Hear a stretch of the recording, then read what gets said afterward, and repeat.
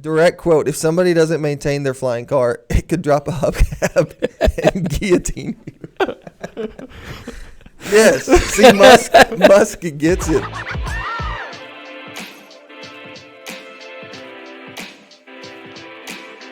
Welcome to the Market Moment. My name is Matt Walters, and I'm joined with Eli Freeman and Lee Mackey. Yes. Yes and amen. Eli is a mute this morning. Yeah. Good morning. Right. Yeah, good morning. You guys good? Great. All right. Good. So today, what were you going to say? Nothing. I mean, I think we're both a little sleep deprived. Yeah, we're getting a It's little all right. slow start this morning. It's all right. All right. This week we're covering moves in the market, such as Apple being fined by the EC, the European Commission, signs of hope that rent across the country will come down, and flying cars.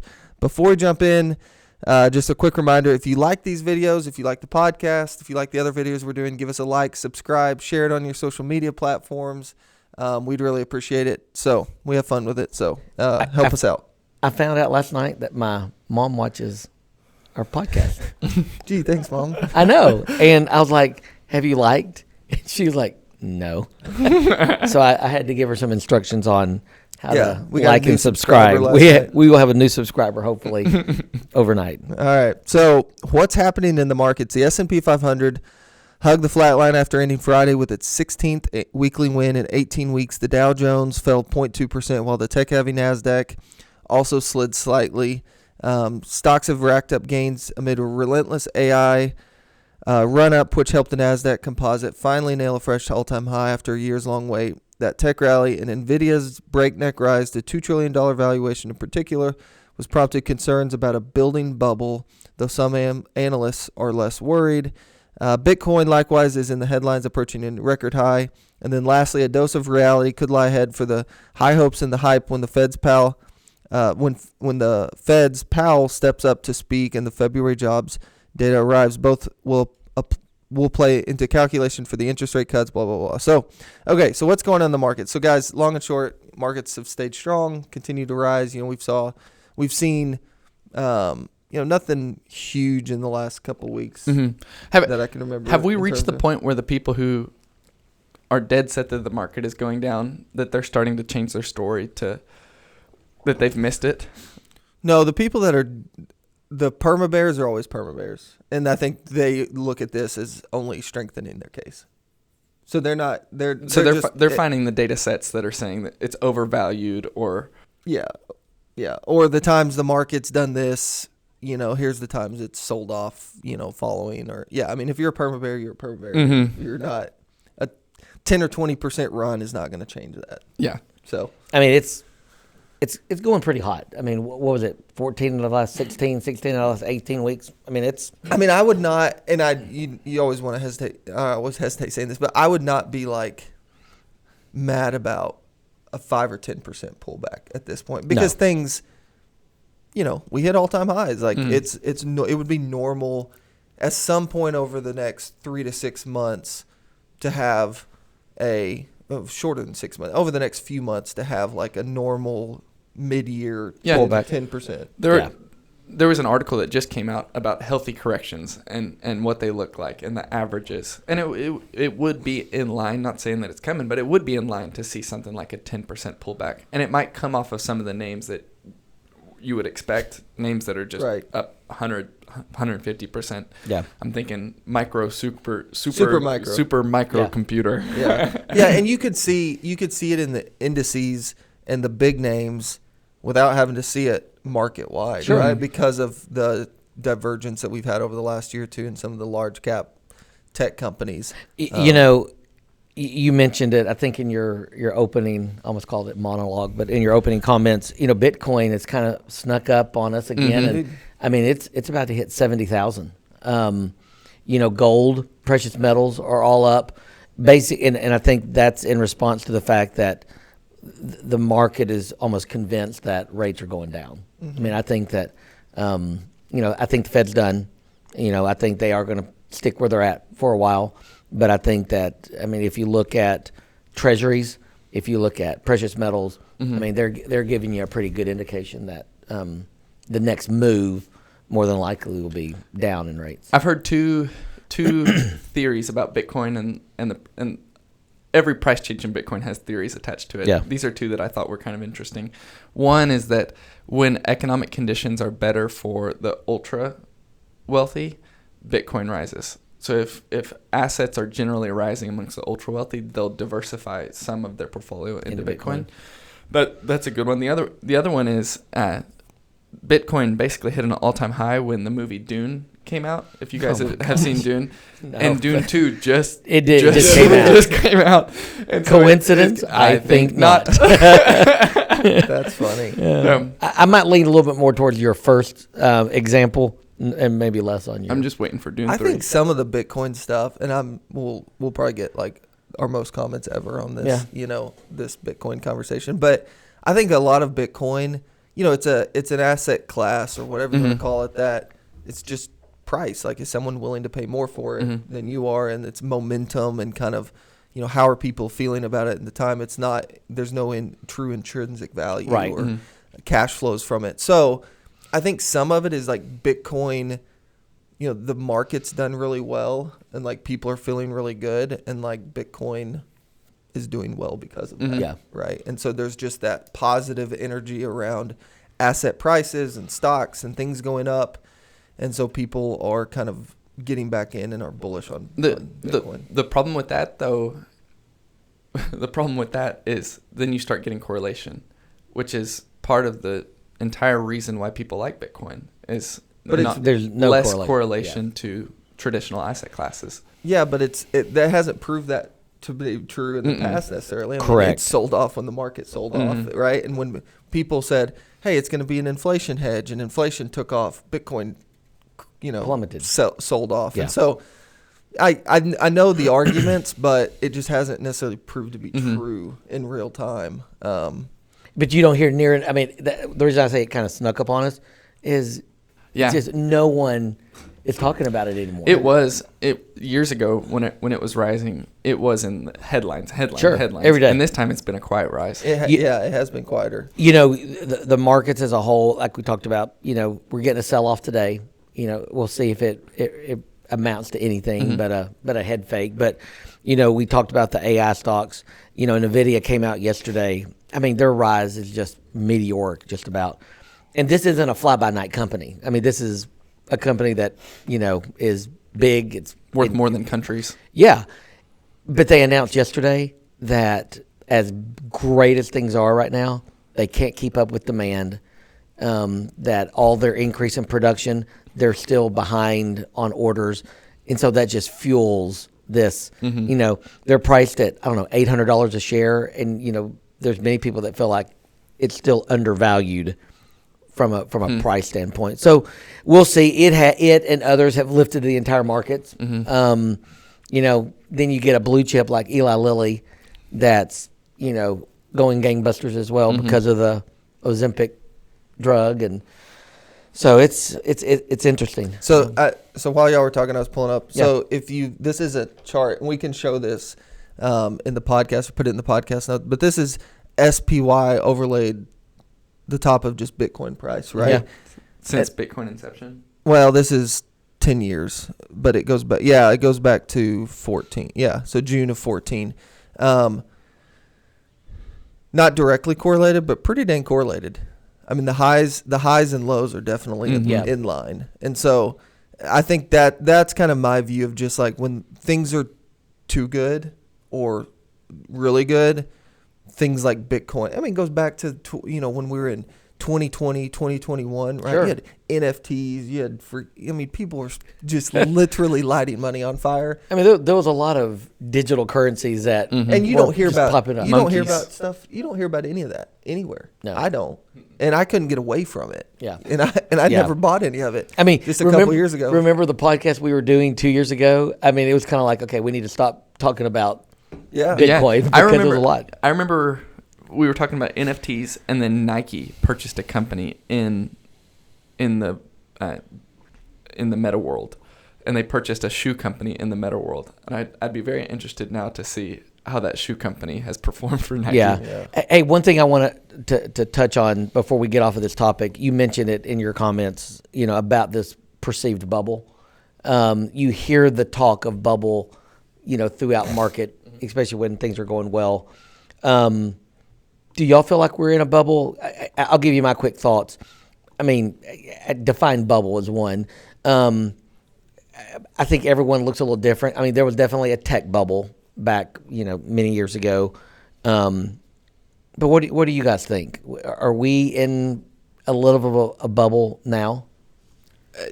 I could say we're in a little bit of a bubble, probably. But from everything that I've read and have worked to understand, all of the growth or most of the growth has come from good companies that are actually making money. Yeah, companies are making money. It's not companies are rising because we expect something crazy to happen. And I think that's the difference that I'm hearing more about now as compared to previous, market rises, is that, we're not banking on speculative companies that have zero earnings and so forth. And so anyway, you threw the word out. You're hearing a little bit more, some of the where I think there could be a bubble that's going to continue to go down, and it has gone down, is like EV car prices. Like the little niche sectors that you can get anecdotal with, where you can find bubbles. EV car prices have dropped pretty drastically and probably are going to continue to drop. Well, and and some of these car companies are not ditching EV plans, but I mean they're changing. Ford is kind of the latest one that made some announcements recently, but I mean it's we thought that there would be this craze and this mass shift to it. I think it's coming. I just don't know to what extent. I think you'll see it. I think we're in somewhat, again, it's like you said, how do you define bubble and all that? But all that aside, I think you'll see, in the technology sector in particular, valuations, prices are definitely stretched. I'm not saying none of it's justified and there's not more validity to it than previous bubbles, but it seems that part of the market seems, a bit stretched. And, I heard Liz Ann Saunders speak last week in Nashville, and she was really good. And she was talking about how, we've had these, they use the term, you've heard it, like the rolling recessions. And she's like, we've had recessions kind of all over the place. They've just been like very specific to the industry or the, that area in the market, and it hasn't been widespread. Right. And so I think you could have a bubble burst in the technology sector that maybe is less impactful market wide than in previous bubbles, right? It's not something that takes, It's not going to bring the NASDAQ down 80%. Yeah, I mean, you may not see the NASDAQ drop 80%, but, you might see things like, the equally weighted S&P 500 hold up relatively well while the NASDAQ 100 and some of the big tech companies in the S&P 500 sell off. I have no idea, but technology definitely seems like it's been on a run for a while. So, okay. But not Apple, as we have a segue into our next talking point. So Apple's off its all-time high. It's not too far from it, but it's sold off a little bit. Apple dropped 3% after the news broke they had been hit with a $2 billion fine from the EC, the European Commission, for breaking competition laws. Apple intends to fight the accusation. Surprise, surprise. The EC's action was very specific. It fined the company for wielding its dominance to the detriment of its rivals in the market for the distribution of music streaming apps. So Apple illegally steered app purchases predominantly through the App Store, where Apple collects a 30% fee. Apple criticized the EC, saying that its decision failed to uncover any credible evidence of consumer harm and ignored that music streaming market is thriving, competitive, and fast-growing. So for those of you that aren't familiar, and I'm not an expert on this by any means, but Apple, my understanding is any, iOS platform that Apple is like kind of, it's that or the Android store. Anything on the App Store through iOS there's a 30% like charge for any revenue that comes through that. And it's just kind of the price you pay to play with the big dogs. Yeah. I mean, it's just what it is. So what are your thoughts on this? So the EC finding Apple and... Not surprising. I mean, EC is so... I mean, they're gonna err on the side of, the little guy. The little guy, open trade, much more so it appears than, the U.S. is. But that was their bad news yesterday, if you want to call it that. And then overnight, and what's affecting the stock even more this morning is iPhone sales in China dropped 24% in the last reporting period. I mean, you may think, well, what's the big deal? I mean, China has a lot of people, and Apple needs China, and so you take, their struggles over in China, you take their issues with the EC. I mean, Apple just it seems like they're just constantly facing some form of headwind, but they seem to, time and time again come around it. That's the pain for growing internationally. You Sure. get into different laws, regulations that are much more restrictive than what we have in the United States. Now, there are restrictions, antitrust laws, like JetBlue and Spirit Airlines were going to merge, and now they haven't merged because of antitrust laws. Right. So there are rules and regulations here in the United States, but a lot of times things like this that are just good business decisions, building a service, integrating that service into a profit center, that's allowed here in the United States, whereas it looks like a monopoly outside of... And I think internationally, speaking to Apple specifically, there's a lot of competition in the phone market. It seems like much more so than over here. And so it just, they're having a harder time. Mm-hmm. Yeah, Apple's about 11.5% off their all-time high. Yeah. They hit an all-time high December 14th of last year, and they're down about 11.5% since that. Nothing. I mean, again, we were just talking about how 10% pullback is very normal for the broader market. Same thing with the company, right? So nothing to be too concerned with yet. But but Apple is kind of the one stock that is kind of seen as so go the markets. Look at Apple. I mean, more so than some of these other ones, but they've kind of languished behind, and the markets have. I mean, I would imagine one of Apple's biggest risks is this exact thing. Yeah. Right. I mean, they're sitting on more cash than most countries in the world. Sure. Right. Yeah. And they're such a strong brand and company that I think their bigger risks now lie with regulations and how do they continue to grow and how do they reinvest that cash, not their underlying business model and what they've built. I mean, I think they've proven that time and time again. Wasn't it last year? Well, not last year. Last week that they announced that they were scrapping plans for a car. Yes. It was, and I think that was actually viewed as somewhat positive. Yeah, sure. But they announced, I think it was late last week, that Talk they about were a business plan to go light money on fire for the next decade. I mean, trying to get that up. What do you do when you have more cash than most countries? Let's start a car company. Yeah. So interesting. All right. Sorry, I wasn't ready for the next one. Okay, are we starting to see relief for renters? The housing market has been a hot topic. We've talked about it a lot. It seems to be a topic for viewers that are interested in. Hold on, let me go back. I butchered that. So it's a topic that our viewers are very interested in. Thanks to the apartment building boom, rent prices seem to be lowering as the supply has risen and the demand is lessening. The country's median price for rent was at an all-time high of $2,000 in 2023, putting immense financial pressure on lower to middle-class Americans. A big factor, which could help with both the price of rent and home ownership, is lowering interest rates. Fairweather from Fox Business says just over one quarter of Gen Zers owned a home in 2023, so renting is the reality for most of that generation. However, there's still a lot of hope for Gen Z. They're still outpacing young people of the past when it comes to home ownership. Many Gen Z homeowners bought during the pandemic when mortgage rates hit historic lows, which made that entrance into home ownership more feasible at a young age. So we've had a lot of comments on this on previous conversations about housing. This is a very sensitive topic. Sure it is. In a lot of ways, it impacts everybody. Especially people who are on YouTube. Yeah. There's a And lot what- of that is yes. It's For sure. Home ownership is still kind of perceived to be part of the American way. I had 2 or 3 younger families in my office in the last 2 or 3 weeks.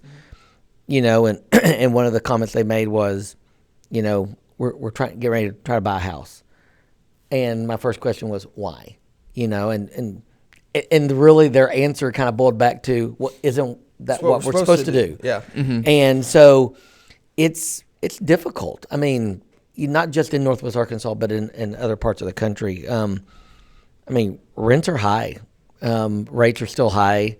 I mean, Eli, you've been a little bit more connected to this, maybe even more so than I have. What are your thoughts on that? It's encouraging to see rents go down, and it makes it even more of a case to continue to encourage people, if they don't have to buy or they don't feel like they need to buy, to continue to rent. I think it makes every bit of sense, especially if you're looking at getting into a starter home that you plan to upgrade from at some point in the future. Yeah. It makes every bit of mathematical sense, big in bold words, mathematical sense, to rent. But it's difficult to get past this is how my siblings did it, or this is how my friends have done it, Or it's my like, peers I'm have done it. throwing money away. Yeah. And what I hear in both cases is, well, our parents have encouraged us. We have told us we need to buy. Well, it's so hard. It's so hard. I mean, it's just such an interesting time period because we're coming off of a multi-decade run of rates going lower and lower and lower and lower and lower, and home prices increasing, but like at a pretty steady, slower clip, right? Very normal, just modest increase kind of year over year. And while rates are decreasing, so you look backwards and there's several decades of like people that it kind of was getting easier and easier to get into homes, and Sure. And all of that just in a very short period of time flipped on its head. Rates went up, home prices went up. I think, we can get into all of the reasons why, but that's no one's fault. Like, I know it's easy to be emotional and frustrated about that, but like, I think the best thing you can do is just like understanding the ebbs and flow of market cycles and business cycles, and knowing that this is just a snapshot in time. And yes, unfortunately, it is extremely difficult right now. It doesn't mean it will always be. But we're comparing it to like historically good times to get into a home. And it's just unfair comparison. And it's easy for me to say that because I'm not trying to buy a home right now. Yeah. But it's just tough. What I've communicated to to them and to others is, there will be a better entry point. Either rates are going to come down, or you're going to see at some point prices. The question is, how long are you willing to wait for that? That's it. I had I had a mentor when I was living in Nashville, CFO of a publicly traded company, and just guy I respected a ton, right? And obviously knew what he was talking about. And he always said, he said, if it's going to be where you raise your family, try to steer away from like the dollars and cents of like timing thing, because I was kind of in the same boat. Nashville back then was booming. Yeah. And so I was asking him questions like, should we keep renting? We were renting a townhome at the time. It's like, should we buy a townhouse or should we keep renting? And his advice was, if it's going to be a place where you're going to settle and raise your family, don't look at it like an investment. Look at it like the place you're going to raise your family. And if it costs you more because you do this, like, just don't get too caught up in that. Now, that's one person's opinion, right? I'm not saying that's the right way to view it, but I do think there's some truth to not looking at your primary residence. If you think of this like, this is where we're going to have our kids and raise our family, it's an investment, but just because it's an asset, not because you're buying it as an investment and trying to flip it and make a profit. I would go, and Lee, you and I have talked about this, and I actually argued on this. I would go on the side of, I really don't think your home is an investment. It is an asset, and it on your balance sheet, your personal balance sheet, it'll have a number there, but it doesn't provide you any benefit in the terms of what an investment would provide you value. Yeah. And so if you're making it, and eating my words a little bit, it makes more mathematical sense to rent. But if you're viewing it like what you described as, this isn't an investment, this is a family decision for what is best for my family. Now keep it within means. Don't stretch yourself to 50% of your gross income to pay for it. But if it's within means and you're able to do it, okay. Well, it's really not an investment unless your plan is to build and grow and like and then at some point divest that and then like go way backwards in terms of we're going to go buy a third of the house that we've been in or rent or something, then it's not an investment because you're likely going to go from that house to a very similar priced home. And so it's just going to be kind of, equal trade. If not, you're trying to trade up. And so. And people always say downsize. Well, I'll downsize one day. And some do, but it's not super common. But most of the time, whenever people get to the age of downsizing, then they have grandkids that they want to host. Yeah. and they don't want to downsize because then they can't host their grandkids. Most at their people's house. downsizing comes so much later in life when it's to the point of like, okay, now we're physically not able to take care of Right. it. Then We're going from a house to a room in a nursing home. I mean, No, I know, but, But- but at that point, it's like, well, then the investment return on it's Yeah. a lot of times Yes. a mute point, Yes. right? Mhm. It's Yes. you're not doing it because of that, and so but back to the point. I mean, rents are going down ever so slightly. which is good, positive news, right? Even if Yeah. it's modest, it's like you'd rather see that direction versus continued push And, higher. you know, and that's across the country. I mean, Yeah. there are still pockets where we're still very, very expensive. And, around here they're building them Can't on build them every. fast enough. They cannot. Homes, They cannot. apartments, townhomes. It doesn't matter. Oh, Yeah. it's crazy. Yeah. Any other final thoughts on that? No, that's good. All right. Okay. Lastly, flying cars. Would you buy one? So I'm gonna just stop there before I say anything else. Would you buy a flying car? I wouldn't be the first one, but I mean, I'm 20 to 30 years older than you guys. I don't know if we'll see them in my lifetime. But I mean, probably. I mean, I probably would, but again, I wouldn't be. I'd want to make sure that Would you? Yeah. You would. Would you? No, I don't think so. No. I need my truck, and if I want to be in the air, I'm gonna just get in an airplane. Would you buy a helicopter? Yeah, but that's different. How? I don't know. Let me talk. Let me read this. Okay, so this company, I don't even know how to pronounce it, Aleph Yeah. Aeronautics, which is based in San Mateo, California, said pre-order numbers recently hit a fresh record after previously reporting 2,500 pre-orders for its two-seater flying car, the Aleph Model A. Aleph is planning to charge customers $300,000 for the Model A when it becomes commercially available. On 2,850 pre-orders, that would give it a combined order value of more than $850 million to date. Aleph is a very different style of vehicle compared to most so-called flying cars, as its Model A resembles an actual car with a mesh shell protecting 8 rotors on the inside. Can you imagine driving a car that's got like propellers just all around you? You're just. Okay, so I'm not going to mention. I'd be afraid to like reach any direction. Just get your arm cut off. I was out at the Bentonville airport, within the last year, 18 months, and I'm not going to mention whose hangar I saw one in, but there was a prototype of essentially a flying car out there as one of those air shows they brought out there. Stop talking about your hangar, Lee. Yeah. Okay. Yeah. So this is interesting. This is me and Elon Musk. I think see this very similarly. So this is funny.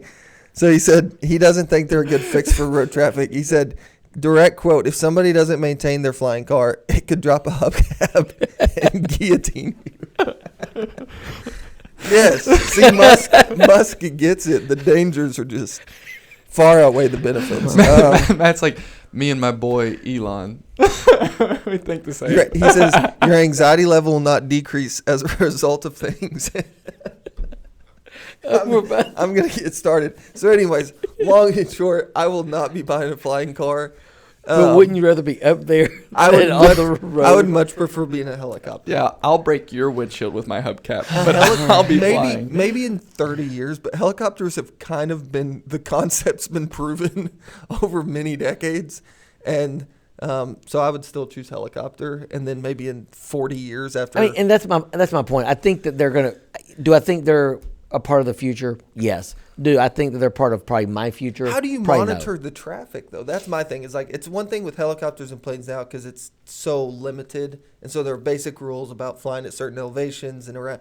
But, Have you not watched the Jetsons? Little details, man. but if everyone at 8:15, all of a sudden you just look around and everyone at their houses just elevates straight up into the air. Survival of the fittest. And you've got 20,000 vehicles trying to get to work. Yeah. That's complete chaos. That'll That be I like- just want nothing to do with. And then my commute to work, I'll get there in no time in my F-150. Calm down over there. Just I don't